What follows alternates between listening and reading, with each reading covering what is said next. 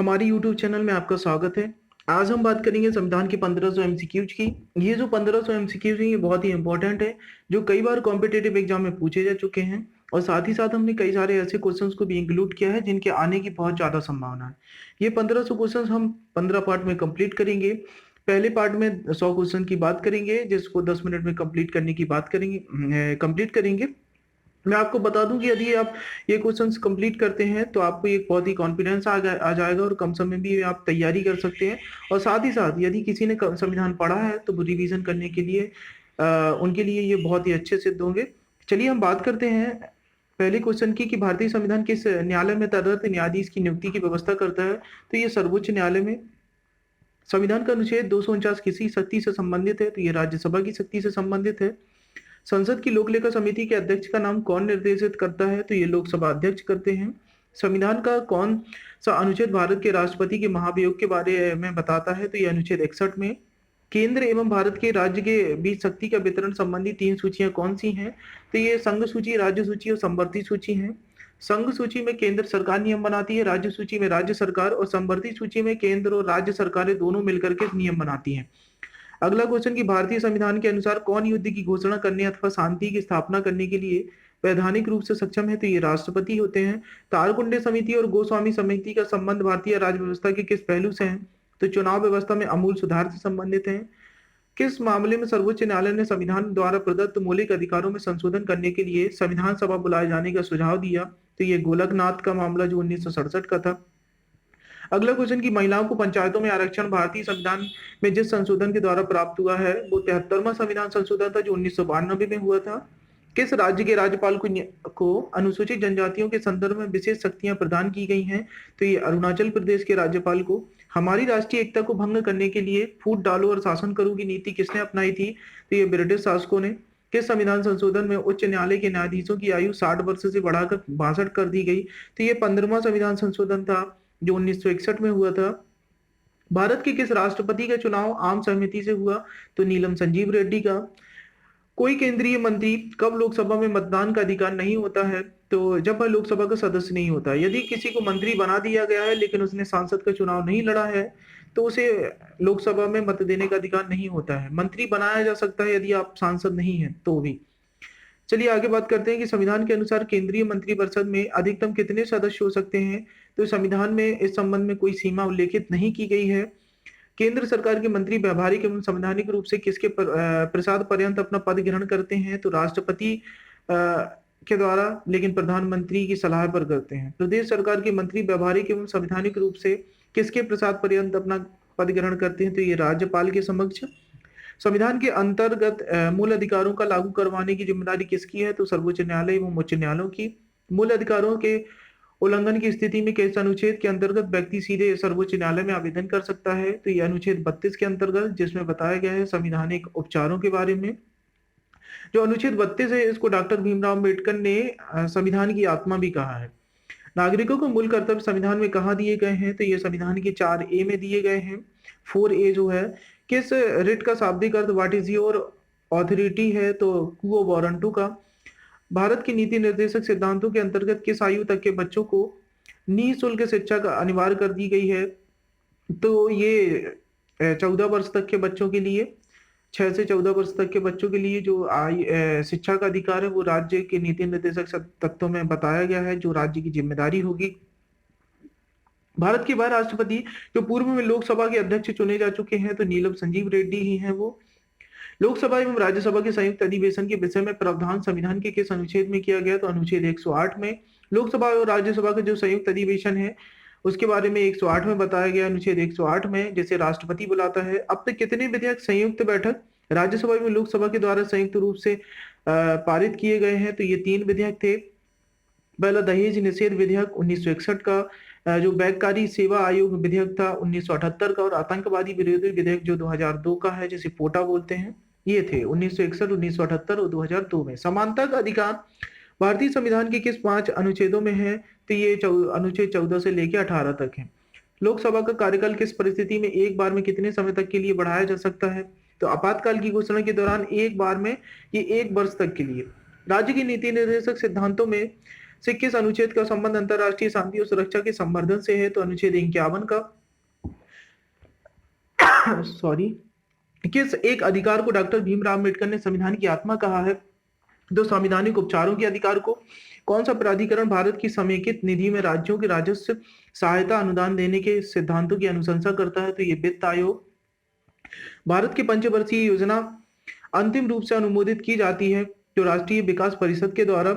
संविधान के किस अनुच्छेद में यह व्यवस्था की गई है कि प्रत्येक राज्य शिक्षा के प्राथमिक स्तर पर मातृभाषा में शिक्षा की पर्याप्त सुविधाओं की व्यवस्था करने का प्रयास करेगा? तो ये अनुच्छेद 350 का में बताया गया है। भारत का उच्चतम न्यायालय कानून या तथ्य के मामले में राष्ट्रपति को कब परामर्श देता है? तो जब राष्ट्रपति ऐसे परामर्श के लिए कहता है। मैं बता दूं कि सुप्रीम कोर्ट और राष्ट्रपति एक दूसरे को परामर्श दे सकते हैं, सलाह दे सकते हैं, लेकिन ये एक दूसरे की सलाह मानने के लिए बाध्य नहीं होते हैं। अगला क्वेश्चन की सर्वप्रथम किस अधिनियम के द्वारा भारत में उत्तरदायी शासन की स्थापना की गई? तो 1919 के भारत शासन अधिनियम के द्वारा। अगला क्वेश्चन संविधान सभा के स्थायी अध्यक्ष थे? तो डॉक्टर सच्चिदानंद सिन्हा थे। अखिल भारतीय कांग्रेस ने किस वर्ष यह प्रस्ताव पारित किया था कि भारत की जनता स्वयं बिना किसी विदेशी हस्तक्षेप के अपना संविधान निर्माण करेगी? तो 1936 में ही ये बात हुई थी। वर्तमान में भारतीय नागरिकों को कितने मौलिक अधिकार प्राप्त हैं? तो 6 मौलिक अधिकार। मौलिक अधिकारों की सुरक्षा हेतु न्यायालय कितने प्रकार के लेख या रिट जारी करता है? तो 5 प्रकार। लोक नियोजन के विषय में अवसर की समानता को उल्लेख संविधान के किस अनुच्छेद में है? तो यह अनुच्छेद 16 में बताया गया है। किसी विधेयक को धन विधेयक के रूप में कौन प्रमाणित करता है? तो ये लोकसभा अध्यक्ष बताते हैं कि यह धन विधेयक है, अन्यथा नहीं।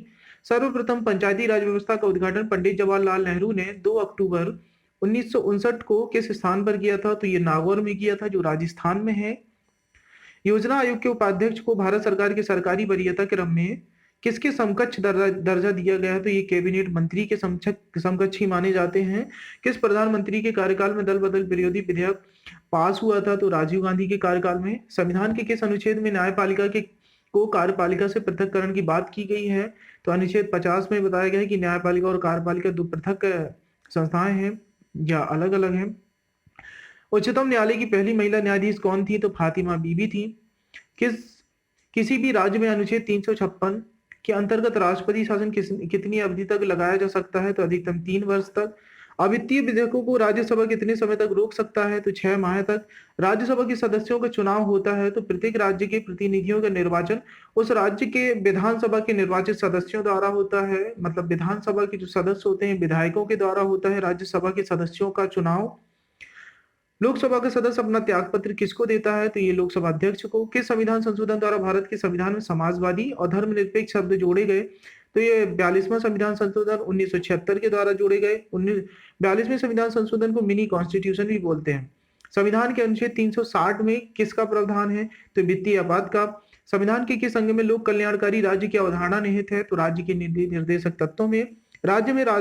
राज्यसभा में राष्ट्रपति कितने सदस्यों को मनोनीत करता है? तो 12 सदस्यों को। देखिए, राज्यसभा में 12 सदस्यों को मनोनीत करता है और लोकसभा में 2 सदस्यों को। राज्य की नीति निर्देशक सिद्धांतों के संदर्भ में यह टिप्पणी किसने की कि यह एक ऐसा चेक है जिसका भुगतान बैंक की सुविधा पर निर्भर करता है? तो ये केटी शाह ने कहा है। संविधान सभा का गठन किस योजना के अंतर्गत प्रस्तावित किया गया था? तो कैबिनेट मिशन के अंतर्गत, जो 1946 में आया था। भारत के चौथे राष्ट्रपति कौन थे? तो ये वीवी गिरी थे। पहले कौन थे? तो पहले डॉक्टर राजेंद्र प्रसाद थे और चौथे वीवी गिरी।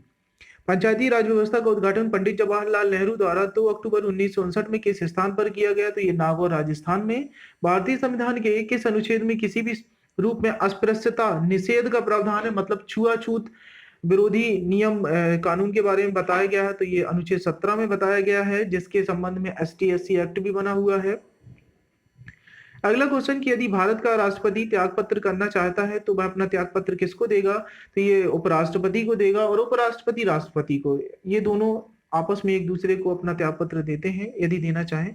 वित्त आयोग का गठन होता है तो संविधान के प्रावधानों के अंतर्गत होता है। 10वें वित्त आयोग के अध्यक्ष कौन थे? तो KC पंत थे। भारत के संविधान में अपशिष्ट शक्तियां किसमें निहित हैं? कि ये संसद में है, मतलब केंद्र सरकार के पास। भारतीय संविधान के अंग नीति निर्देशक सिद्धांतों का स्रोत क्या है? तो आयरलैंड का संविधान से ये लिए गए हैं नीति निर्देशक तत्व। संविधान के किस अनुच्छेद में संविधान संशोधन की प्रक्रिया दी गई है? तो अनुच्छेद 368 में संविधान संशोधन के बारे में बताया गया है। समाजवाद वह टोपी है जो सुविधा अनुसार पहनी जा सकती है। यह कथन किसका किस प्रसिद्ध आलोचक का है? तो ये CEM जोड़ का है। किस एक्ट के तहत भारत सचिव की स्थापना हुई? तो ये जो भारतीय परिषद अधिनियम 1858 था, तब भारत के सचिव की स्थापना की गई थी। ये ब्रिटिश पार्लियामेंट में बैठते थे। परिसीमन आयोग का पदेन सदस्य कौन होता है? तो मुख्य चुनाव अधिकारी होता है। संविधान के किस अनुच्छेद में यह उक्ति की केंद्रीय कार्यपालिका शक्ति के प्रयोग में कोई व्यवधान ना उपस्थित हो उल्लेखित है? तो इसके बारे में अनुच्छेद 257 में बताया गया है। सार्वजनिक लेखा समिति में राज्यसभा के कितने सदस्य होते हैं? तो ये 7 सदस्य होते हैं। किस संविधान संशोधन के तहत लोकसभा का कार्यकाल 6 वर्ष से घटाकर 5 वर्ष कर दिया गया? तो ये 44वें संविधान के संशोधन द्वारा। मैं बता दूं कि जब 42वां संविधान संशोधन इंदिरा गांधी सरकार के समय हुआ था, तो 5 वर्ष से इसका कार्यकाल 6 वर्ष किया गया, और फिर मोरारजी देसाई की सरकार जब बनी तो उन्होंने 6 वर्ष से पुनः इसे 5 वर्ष कर दिया गया। संविधान में मूल कर्तव्यों से संबंधित प्रावधान किस समिति की संतृप्तियों या सलाह के आधार पर सम्मिलित किए गए? तो ये स्वर्ण सिंह समिति के सलाह पर किए गए। भारतीय जनता पार्टी द्वारा वाजपेयी के नेतृत्व में गठित प्रथम मंत्रिमंडल कितने दिन सत्ता में रहा? तो ये 13 दिन रहा। भारत का प्रधानमंत्री नियुक्त होने के लिए कम से कम कितनी आयु होनी चाहिए? तो ये 25 वर्ष होनी चाहिए। मैं बता दूं कि जितनी आयु लोकसभा का सदस्य बनने के लिए चाहिए होती है 25 वर्ष, उतनी ही मान लिया गया है कि प्रधानमंत्री की आयु के लिए होना चाहिए। किस संविधान संशोधन द्वारा लोकसभा का कार्यकाल 5 वर्ष से 6 वर्ष किया गया? तो ये 42वें संविधान संशोधन द्वारा। लोकसभा को उसके निर्धारित 5 वर्ष की अवधि से पूर्व भंग करने का अधिकार किसे है? तो राष्ट्रपति को है, जो प्रधानमंत्री की सलाह पर करता है। सर्वोच्च न्यायालय के न्यायाधीश किस प्रकार नियुक्त किए जाते हैं? तो राष्ट्रपति द्वारा भारत के मुख्य न्यायाधीश के परामर्श पर। लोकसभा को उसके सामान्य कार्यकाल पूरा होने से पहले भंग किया जा सकता है, तो प्रधानमंत्री के परामर्श पर। ये राष्ट्रपति करते हैं। उच्च न्यायालय प्रत्यक्ष रूप से किसके अधीन होते हैं? तो भारत के सर्वोच्च न्यायालय के अधीन।